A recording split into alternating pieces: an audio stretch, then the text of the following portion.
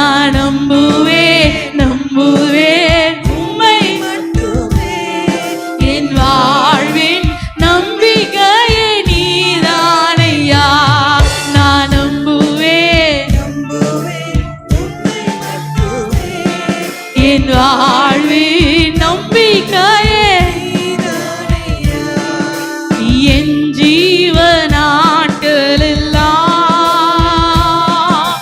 என்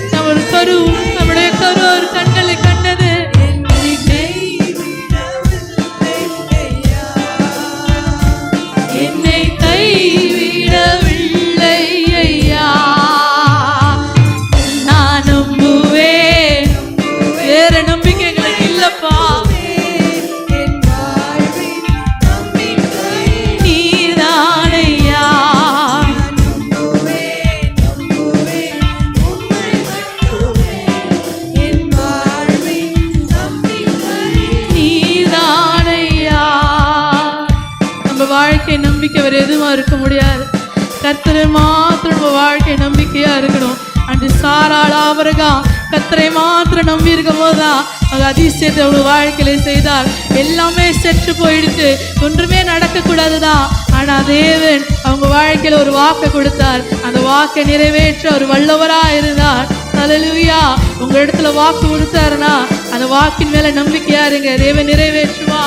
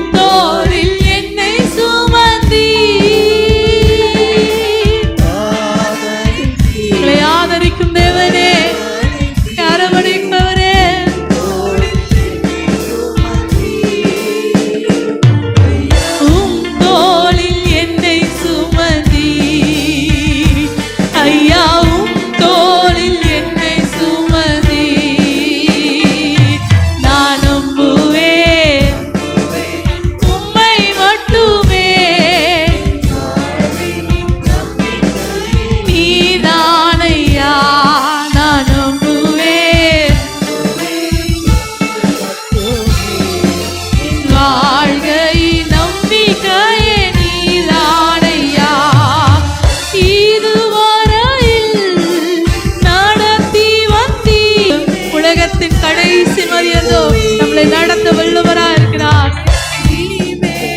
நடத்திடுவி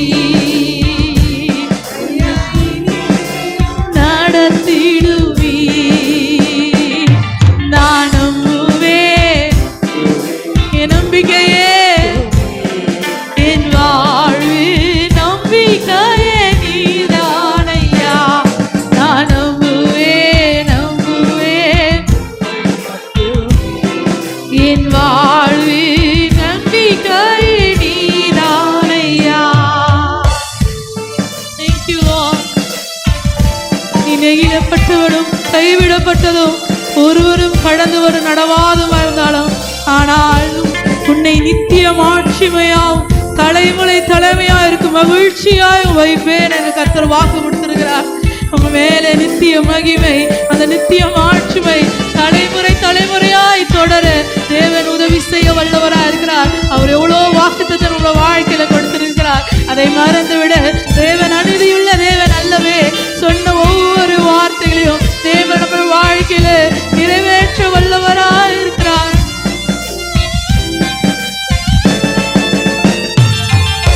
சோதனையோ வேதனையோ ஏசையா உம்மை நம்புவேன்.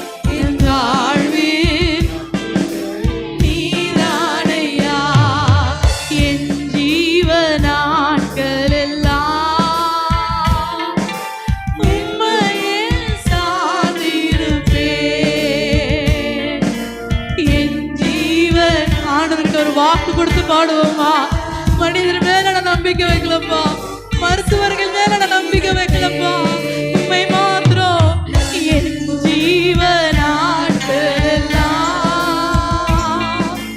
உண்மை உண்மை சார்ந்திருப்பேன். என் ஜீவ நாட்களெல்லாம் என்றும் உம்மை சார்ந்திருப்பேன். நான் நம்புவேன் உம்மை மட்டுமே, என் வாழ்வின் நம்பிக்கையே நீதானையா. உம்மை மட்டுமே, என் வாழ்வின் நம்பிக்கையே நீதானையா. நான் நம்புவேன் என் வாழ்வின் நம்பிக்கையே நீதானையா. ஆண்டவராகிய இயேசுவின் நாமத்தில் தொலைக்காட்சி நேயர்களுக்கு அன்பின் வாழ்த்துக்கள். இந்த நாளின் செய்தி ரோமருக்கு எழுதின 11ஆம் அதிகாரம் 36ஆம் வசனம். ரோமர் 11:36. அந்த வார்த்தை இப்படி சொல்லுகிறது: சகலமும் அவராலும் அவர் மூலமாகவும் அவருக்காகவும் இருக்கிறது. இது படித்த வசனம்தான். சகலமும் அவரால், காணப்படுகிற காணக்கூடாத அவரால். இரண்டாவது, அவர் மூலமாய். மூன்றாவது, அவருக்காக. இவ்வளவு அழகான ஒரு ஆழமான வார்த்தை. ஆங்கிலத்தில் இந்த வார்த்தை எழுதப்பட்டிருக்கிறது: through him are all things. through him are all things. இன்றைக்கு அநேகரை மறந்து போகிறாங்க. இன்றைக்கு இருக்கிற எல்லாம் அவரால் தான். உங்கள் வசதி அவரால், உங்களுடைய வாழ்க்கை அவரால், உங்கள் மேன்மை அவரால், உங்கள் உயர்வு அவரால், எல்லாம் அவரால். அந்த வார்த்தைக்கு சகலமும் அவராலும். எனவே நீங்க மறந்துடுறாங்க. எவ்வளவு வசதியா இருக்கிறோமே, மேன்மையா இருக்கிறோமே, உயர்வா இருக்கிறோமே, 4 காசு கையில் இருக்குது, அவரால். இரண்டாவது, அவர் மூலமாய். அவர்தான் அதற்கு காரண கர்த்தர். மூன்றாவது, அவருக்காக. இந்த வசதி அவருக்காக, இந்த மேன்மை அவருக்காக, இந்த உயர்வு அவருக்காக, இந்த வாகனம் அவருக்காக, இந்த வீடு அவருக்காக, இந்த படிப்பு அவருக்காக. இன்னைக்கு அநேகர் மறந்துடுறாங்க. அவரால் தான் இந்த மேன்மை, அவரால் தான் இந்த உயர்வு, அவரால் தான் இந்த வாழ்க்கை. நான் யோசித்து பார்க்கிறேன். அவரால் தான் இந்த நிலை. இதை அன்பானவர்களே, கொரிய தேசத்திலிருந்து நான் ஒளிப்பதிவு செய்கிறேன். அவரால் எங்கேயோ வாழ்ந்து எங்கேயோ வளர்ந்து ஒரு ஊழியர் கூடையிலே பேசுகிறேன். அவரால். இரண்டாவது, அவர் மூலமாய். எந்த மனிதனும் உதவி செய்யல, யாரையும் தூக்கி விடல. இது யாரும் தூக்கி விடுற காலம் இல்லை. இது அப்படி யாரும் அறிமுகப்படுத்துறது இல்லை. அவர் மூலமாய். மூன்று, அவருக்காக. கவனிங்கள், சுற்றி பார்ப்பதற்கு அல்ல. உலகத்துல பல தேசங்களுக்கு போகிறேன். இதுவரைக்கும் ஒரு சுத்தி பார்த்ததே கிடையாது. சுற்றி அதற்கு நேரமும் இல்லை, அது நம்முடைய நோக்கமும் இல்லை. நயகரா ஃபால்ஸ் போனால் நம்ம சுற்றி பார்ப்பதில்லை. உண்மை அதுதான். ஏற்றுக்கொண்டாலும் ஏற்றுக்கொள்ளாவிட்டாலும் அது நம்முடைய அழைப்பு அல்ல, அது நம்முடைய ஆசை அல்ல, விருப்பம் அல்ல. நம்முடைய நோக்கம் கர்த்தருடைய வார்த்தை. ஜனங்களுக்கு வார்த்தையை போதிக்க வேண்டும், வார்த்தையை சொல்ல வேண்டும், அதுதான் ஆசை. இந்த நாளிலே ஒரு 6 குறிப்புகளை உங்களோடு சொல்ல விரும்புகிறேன். அவரால் உண்டான பல காரியங்கள். நம்பர் 1, ரோமருக்கு எழுதின 5ஆம் அதிகாரம் 1 வசனம். அந்த வார்த்தை இப்படி சொல்கிறது. அந்த வார்த்தை இவ்விதமாக நம் விசுவாசத்தினாலே நீதிமான்களாக்கப்பட்டிருக்கிறபடியினால். அடுத்த வார்த்தை, நம்முடைய கர்த்தராகிய இயேசு கிறிஸ்து மூலமாய் தேவனிடத்தில் சமாதானம் பெற்றிருக்கிறோம். இந்த வார்த்தை கிறிஸ்துவின் மூலமாய் சமாதானம் பெற்றிருக்கிறோம். இன்னைக்கு பணம் கொடுக்கிற சமாதானம் அல்ல, உறவை கொடுக்கிற சமாதானம் அல்ல, த்ரூ கிரைஸ்ட். அந்த வார்த்தை ஆங்கிலத்துல with God. We have a peace with God. 3 காரியங்கள்: peace of God, peace in God, peace with God. தேவனிடத்தில் சமாதானம், தேவனோடு சமாதானம், தேவ சமாதானம். அந்த வார்த்தையை தேவ சமாதானம். முதலாவது தேவனிடத்தில் சமாதானம், இரண்டாவது தேவனோடு சமாதானம், மூன்றாவது தேவ இன்னைக்கு நிறைய பேருக்கு சமாதானம் இருக்குது, ஆனா தேவ சமாதானம் இல்லை. இந்த சமாதானம் என்ற வார்த்தை அன்பானவர்களே, the peace and happiness is based on happenings. சம்பவங்கள் மாறும்போது சமாதானம் மாறிடுது. தேவ சமாதானம் அப்படி கிடையாது. என்ன வந்தாலும், எதிர் வந்தாலும், புயல் அடித்தாலும், அலை மோதினாலும், எவர் உங்களுக்கு எதிராக எதிர்த்து வந்தாலும், it cannot change. மாறாதது, மறவாதது, முடிவில்லாதது. அந்த வார்த்தை சொல்கிறது தேவ சமாதானம். இதுதான் உலக சமாதானத்திற்கும் தேவன் கொடுக்கிற சமாதானத்துக்குள்ள மிகப்பெரிய வித்தியாசம்.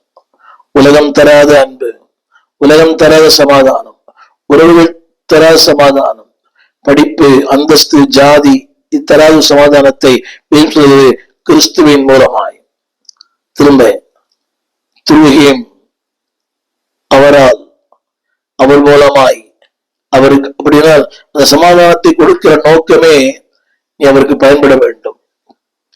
உடைய ராஜ்யத்திற்கு, உடைய நோக்கத்திற்கு, உடைய ஊழியத்திற்கு. நீ எல்லாம் சொல்றாங்க சமாதானமா இருக்கிறேன், நீங்க சமாதானம் இருப்பதற்கு காரணம் அவர் தான்.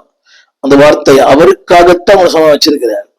அவருடைய பணி செய்ய, அவருடைய ஊழியம் செய்ய, அவருடைய காரியம் நிறைவேற்ற. இரண்டாவது குறிப்பு, அவர் மூலமாய் நம் கிடைக்கிற இரண்டாவது ஆசீர்வாதங்கள் வேதம் சொல்கிறது. ரோமர் 5:11 அடுத்த வார்த்தை கிறிஸ்துவின் மூலமாய் ஒரு மேன்மை. நான் வாசிக்கிறேன்.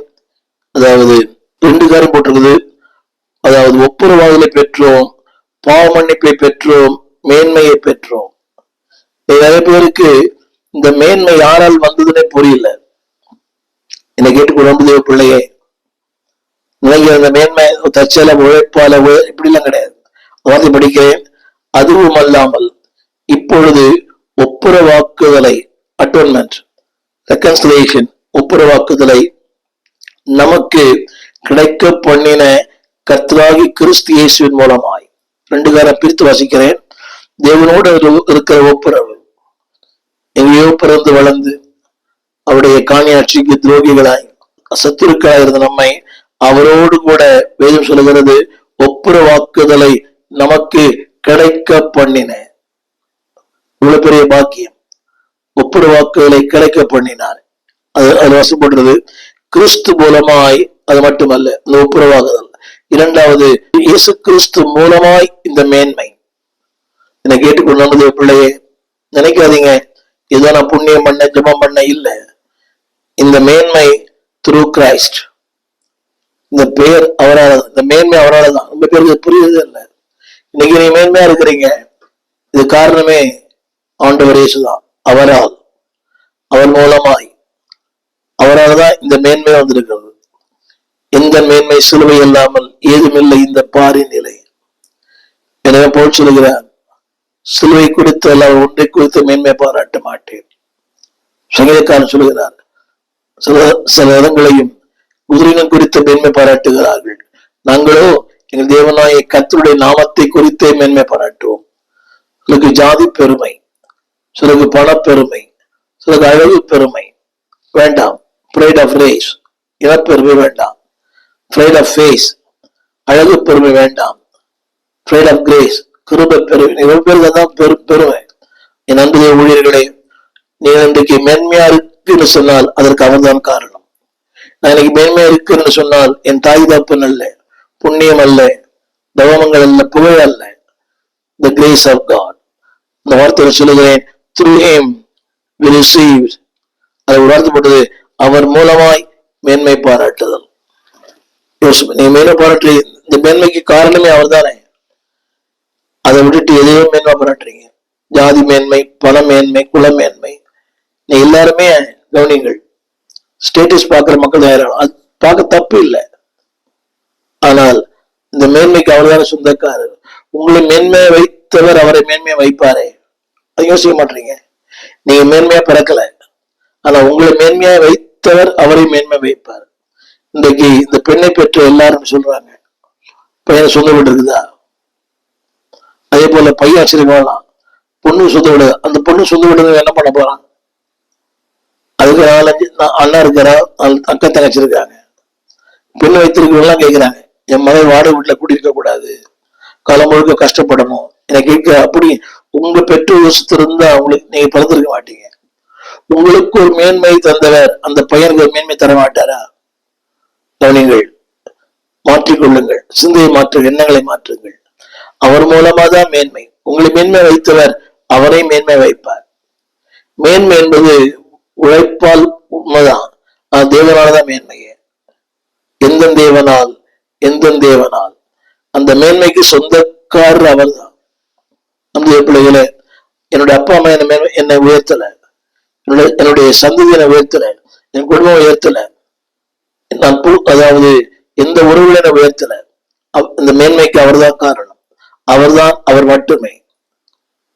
3வது குறிப்பு, அவர் மூலமாய் நமக்கு கிடைத்த அடுத்த ஆசீர்வாதம் சொல்கிறது. ரோமர் 5ஆம் அதிகாரம் 11ஆம் வசனம். ஆங்கிலத்து வித்தியாசமா இருக்கு, ஆங்கிலம் வாசிக்கிறேன். We have joy in God through Jesus. 5:11. 5 தமிழ்ல வித்தியாசமா இருக்கிறது. 5:11 we have joy in Christ Jesus. Tamil பைபிள்ல வித்தியாசமா இருக்கிறது. இப்பொழுது ஒப்புரவாக்குதலை நமக்கு கிடைக்க பண்ணின தேவன். ஆங்கில வேதத்துல the joy in God through Jesus, அதாவது கிறிஸ்துவின் மூலமாய் நமக்கு கிடைக்கிற இந்த நித்திய மகிழ்ச்சி. இதுல 2 காரியங்கள் உண்டு. ஒப்புரவாக்குதல் ஒரு மகிழ்ச்சி, மேன்மை ஒரு மகிழ்ச்சி. இந்த 2மே அவரால் தான் வருது. மேன்மை அவரால, இங்க சொல்லப்பட்ட ஆங்கில வார்த்தை joy through Christ. அவர் மூலமாக இந்த மகிழ்ச்சி. ஆரம்பத்தில் சொன்னேன், happiness is different, joy is different. Happiness based on happenings, joy based on Jesus. Joy என்ற வார்த்தையின் பொருள் இதுதான். Jesus over you, ஆண்டவர் மேல் இருந்தால், Jesus first, others next, you last. சொல்கிறது, we have a joy through our Lord. மகிழ்ச்சி என்பதே அவரால் தான். என பக்தன் பாடினார், மகிழ்ச்சியின் மகுடம் நீர்தான் ஐயா. மகிழ்ச்சிக்கு அவர் சொந்தக்காரர். பணம் கொடுக்கிற மகிழ்ச்சிகளை விட உறவுகள், சொந்தங்கள், பிள்ளைகள், பெற்றோர், நம்முடைய சந்ததி கொடுக்கிற எல்லா வேலைகள் கொடுக்கிற மகிழ்ச்சியை விட அவர் கொடுக்கிற மகிழ்ச்சி மேலானது. Joy in Christ, through Christ. 4வது நான் சொல்ல விரும்புகிற வார்த்தை, கிறிஸ்து மூலமாய் நமக்கு கிடைக்கப்பட்டது. அடுத்த ஒரு வார்த்தை தெரியுமா? 4 ரோமர் 6:23. கிறிஸ்துவினால் உண்டான நித்திய ஜீவன். ஆங்கிலத்தில் எழுதப்பட்டிருக்கிறது இட்டர்னல் லைஃப் த்ரூ கிரைஸ்ட். நித்திய ஜீவன். ஜீவன் அல்ல, நித்தியமான, நிரந்தரமான, அழிவில்லாத, மாசற்ற, வாடாத, அதை அவர் மூலமாய் பெற்றுக்கொண்டோம். இந்த வார்த்தை சொல்கிறது நித்திய, கிறிஸ்துவினால் உண்டான.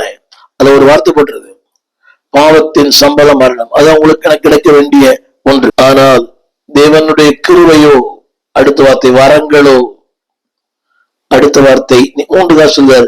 கிருபைகளை தந்தார், வரங்களை தந்தார், நித்திய ஜீவனை தந்தார். கிறிஸ்துவினால் உண்டான நித்திய ஜீவன். அப்படியானால் அன்பாளுடைய இந்த ஜீவன் அழிந்து போகிற ஜீவன், அவர் கொடுக்கும் ஜீவன் அழியாத ஜீவன். எனவே அவர் சொன்னார், இந்த தண்ணீரை குடிக்கிறவனுக்கு தாகம் உண்டாகும், நான் கொடுக்கிற தண்ணீரை குடிக்கிறவனுக்கோ ஒரு காலம் தாகம் உண்டாகும். இந்த ஜீவன் அழிவு உள்ளது, ஆனால் அவர் கொடுக்கிற ஜீவன் அழிவே இல்லாதது, முடிவே இல்லாதது, நித்தியமானது. We receive eternal life. Tamil வேதத்துல நித்திய ஜீவன், ஆங்கில வேதத்துல சொல்லப்பட்ட வார்த்தை eternal life. நானோ ஜீவன் உண்டாகவும் அந்த ஜீவன் பரிபூரணப்பட வந்தேன். அவர் கொடுக்கிற வாழ்க்கை நித்திய வாழ்வு, நிரந்தரமான வாழ்வு, முடிவில்லாத வாழ்வு. இதெல்லாம் இந்த உலகத்துல மனிதன் தர முடியாது, அவரால் மட்டும்தான் தர முடியும். அவரால், அவருக்காக, அவரை கொண்டு. 5வது, அவர் கொடுக்க கிறிஸ்து மூலமாக கிடைக்கிற ஆசீர்வாதம் 1 கொரிந்தியர் 15:57. நமக்கு ஜெயம் கொடுக்கிற தேவனுக்கு ஸ்தோத்திரம். அதை வார்த்தைப்பட்டது இயேசு கிறிஸ்துவினாலே ஜெயம். ஆங்கிலத்தில் இந்த வார்த்தைப்பட்டது victory over death. அதாவது we are victory over death, we are victory over everything. இன்றைக்கு அதுல முதலாம் வசனத்தை போட்டது, நமக்கு ஜெயம் கொடுக்கிறார் பாவத்திலிருந்து, அசுத்தத்திலிருந்து, அக்கிரமத்திலிருந்து, அநியாயத்திலிருந்து, மோசமான நிலையிலிருந்து எதுவும் சொல்வது ஜெயம் கொடுக்கிறவர்.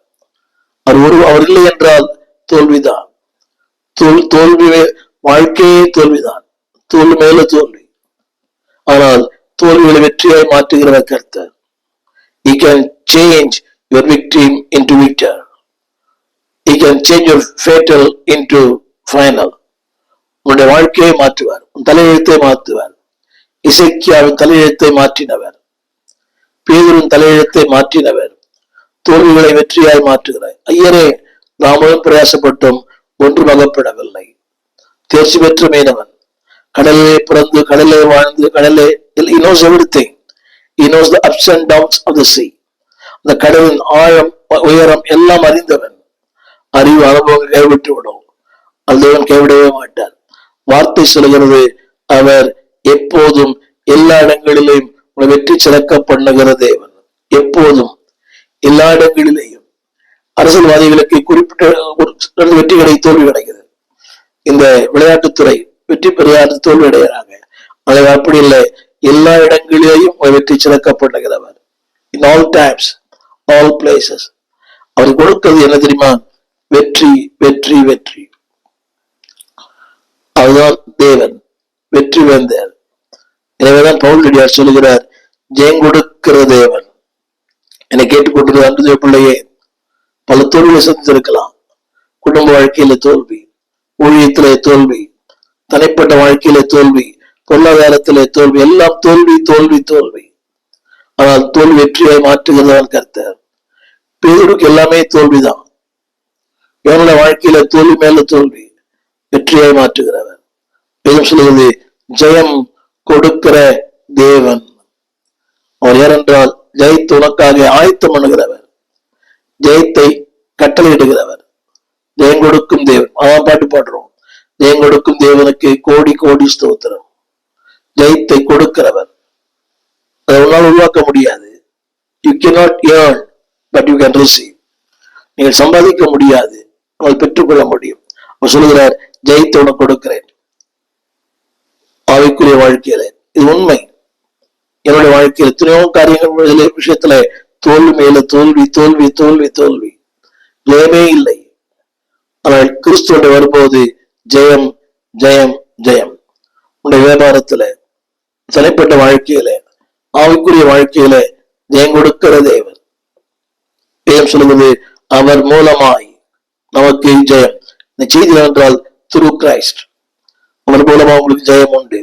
கடைசியாக ஆறாவது குறிப்பு அந்த வாசல்கிறது, அதாவது always he give the glory through Christ. அதாவது வேதம் சொல்லுகிறது, ரோமர் 16:27, கிறிஸ்துவின் மூலமாய் என்றென்றைக்கு மகிமை. ரெண்டு வார்த்தை இருக்கிறது, ரெண்டு வார்த்தை. உன்னை மகிமைப்படுத்துகிறார், உன் மூலமா அவர் மகிமை அடைகிறார். உன்னை மகிமைப்படுத்தும் ஆண்டவர் எப்போதும் எல்லா இடத்திலும் அல்லப்பட்டது கிறிஸ்துவின் மூலமாய். ரெண்டு அர்த்தம் உண்டு. உங்களை மகிமைப்படுத்துகிறார், உங்கள் மூலமாய் அவர் மகிமை அடைகிறார். உன்னை ஆசீர்வதிப்பேன், உன்னை ஆசீர்வாதமாக இருப்பாய். உன் மூலமாக மகிமைப்பட விரும்புகிறார். என் அன்பு பிள்ளையே, யோசித்து பாருங்க. அதாவது என்றென்றைக்கும் மகிமை, ஆங்கிலத்தில் பயன்படுத்தப்பட்ட வார்த்தை glory through our Christ. ஒவ்வொரு நாளும் உன்னை மகிமைப்படுத்த விரும்புகிறார். உன் வேலைத்தலத்துல, உன் குடும்ப வாழ்க்கையில, நீ போகும் இடமெல்லாம் God wants to glorify you. ரெண்டு வார்த்தை, உன்னை மகிமைப்படுத்தி அதுல மகிழ்கிற கர்த்தர், உன்னை உயர்த்தி அந்த உயர்விலை பூரிக்கிற கர்த்தர். என்னை கேட்டுக்கொண்ட பிள்ளையே, வேத்துல எத்தனையோ பேரை உயர்த்திருக்கிறார். எத்தனையோ பேர், ஒன்றுமில்லாதவர்களை, ஆடு மேய்த்தவனை, அத்திப்பழங்களை பொறுக்கினவனை, கிறிஸ்துவர்கள் ஒரு தவறான தொழில் புரிந்த ஒரு ராகாபை, எல்லாரும் தள்ளப்பட்ட ரூத்தை தேவன் மகிமையுள்ள ஒன்றாய் மாற்றுவார். நீ நினைக்கலாம், ஒருவேளை உங்க ஊர்ல, உங்க சமுதாயத்துல, உங்க குடும்பத்துல நீங்கள் ஒருவேளை அந்த லீஸ்டா இருக்கலாம். உங்களை கர்த்தர் பெஸ்டா மாத்துவார் என்றால் அவர்தான் ஆண்டவர். இதனாலே அப்படிப்பட்ட தேவன் உங்கள் வாழ்விலே வெற்றி சிறக்க பண்ணுவாராக. உங்களுக்கு ஜெபிக்க விரும்புகிறேன். ஜெபிப்போம். வானத்தையும் பூமியும் படைத்த நல்ல ஆண்டவரே, தர்மையான வேலைக்காக நன்றி செலுத்துகிறோம். எப்போதும் இல்லடத்திலே வெற்றி சிறக்க பண்ணுகிற தேவன் உங்கள் பிள்ளைகள் வெற்றி சிறக்க பண்ணும். த்ரூ கிரைஸ்ட் நீ கொடுக்கிற சமாதானம், நீ கொடுக்கிற வெற்றி, நீ கொடுக்கிற மகிழ்ச்சி, நீ கொடுக்கிற வாழ்வு எல்லாவற்றையும் சொந்தக்காரராய் மாற்றும். ஆண்டவர் இயேசுவின் நாமத்தில் நல்ல பிதாவே, ஆமென். உங்களை மகிழ்ச்சியாக்கி அதில் மகிழ்கிற கர்த்தர் அப்படியே செய்வாராக. ஆமென். அன்பானவர்களே, நீங்கள் திரையிலே திறந்த வாசல் துதியொலி கீதங்கள் என்ற ஒரு பாடல் புஸ்தகத்தை நீங்கள் பார்க்கலாம். ஏறக்குறைய ஒரு 773 பாடல்கள், புதிய பாடல்கள், பழைய பாடல் இருக்கிறது. சபையிலே பாடி கர்த்தரை ஆராதிக்க இந்த புஸ்தகத்தை வெளியிட்டிருக்கிறோம். இது ஊழியர்களுக்காக, சபைகளுக்காக நாங்கள் அதை குறைந்த விலையிலே கொடுக்கிறோம். இந்த பாடல் உங்களுக்கு தேவையானால் நீங்கள் எங்களோடு கூட தொடர்பு கொள்ள முடியும். இந்த கீழ்காணும் இந்த தொலைபேசிகளை எங்கள் தொடர்பு கொள்ளலாம். கூகுள் பே, அதில் நீங்கள் பணம் அனுப்பலாம். ஊழியர்களுக்கு அதில் சலுகைகள் உண்டு. நீங்கள் மொத்தமாக வாங்கும்போது அதை நாங்கள் உங்களுக்கு சலுகை செய்வோம். நீங்கள் பாடி கர்த்தரை மையப்படுத்த அன்போடு கேட்டுக்கொள்கிறோம். இது ஏறக்குறைய ஒரு 50,000 பிரதிகள் வரைக்கும் வெளியிட்டிருக்கிறோம். திறந்த வாசல் துதியொலி கீதங்கள். தமிழ் பேசுகிற பல இடங்களிலே இந்த பாடல் பாடப்படுகிறது. பழைய புதிய பாடல்கள் எல்லாவற்றையும் தொகுத்து வெளியிட்டிருக்கிறோம். பாடி பரமனை மையப்படுத்துங்கள். God bless you.